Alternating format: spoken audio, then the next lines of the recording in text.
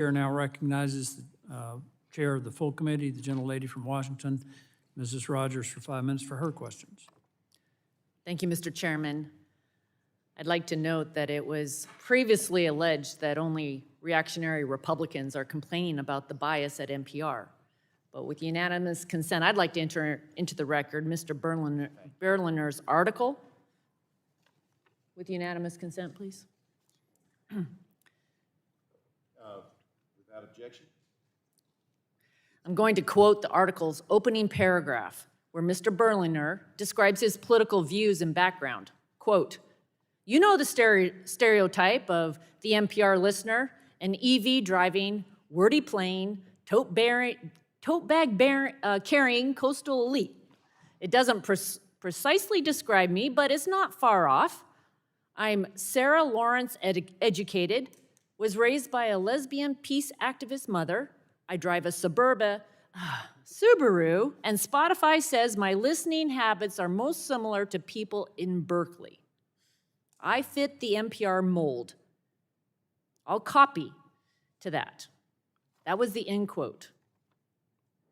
I don't know about anyone else here, but Mr. Berliner doesn't sound like a MAGA Republican to me. He sounds like someone who's trying to sound the alarm about the institution he cares about. It's not the role of Congress to tell NPR or any news organization how or what content it should broadcast or print. My concern here is why American tax dollars need to subsidize a news organization that so clearly does not want to reflect the diverse views of all Americans. Mr. Graham, I'll start with you.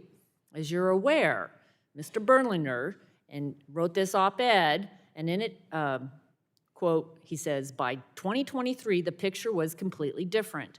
Only 11% described themselves as very or somewhat conservative. 21% is middle of the road, and 67% of listeners said they were very or somewhat liberal. We weren't just losing conservatives, we were also losing moderates and traditional liberals, end of quote.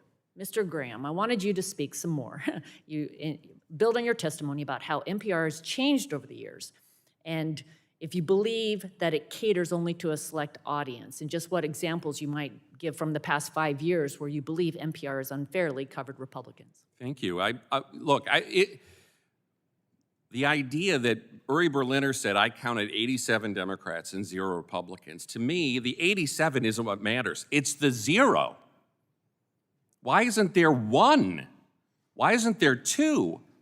You know, Pat Courtney used to work at WTOP here in DC, and the question was always, he was the one Republican in the newsroom. And what that meant was that sometimes when people were doing stories, they would actually ask the Republican in the newsroom, let me check on this so I don't go off the rails. There's nobody inside the NPR newsroom, as far as we can tell, maybe it was Uri Berliner, who would stop NPR from going off the rails.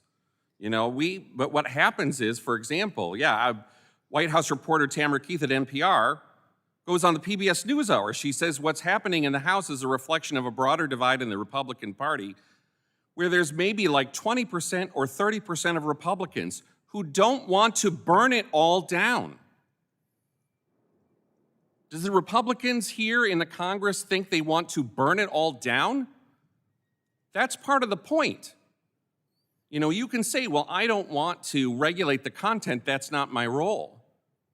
But on some level, this is an undemocratic public radio system that shuts out the viewpoints of people that aren't the regular audience. I am the regular audience. I listen to National Public Radio in my car.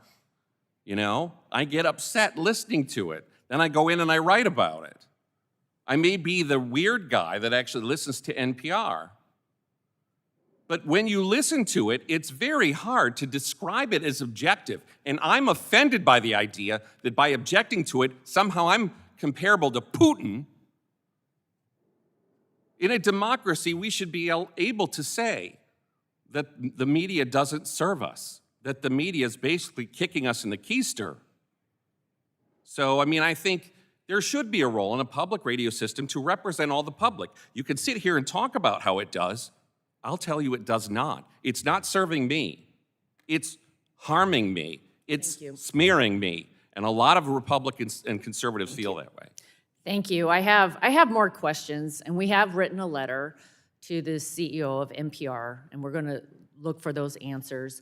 I wanted to, and I'll do some follow-up questions to other panelists. I really do want to explore this question because I believe it's misleading to say that only 1% of NPR's budget comes from federal dollars, and part of our goal here is to really get a better understanding of the funding. So I'll follow up with those questions. Thanks again. I yield back.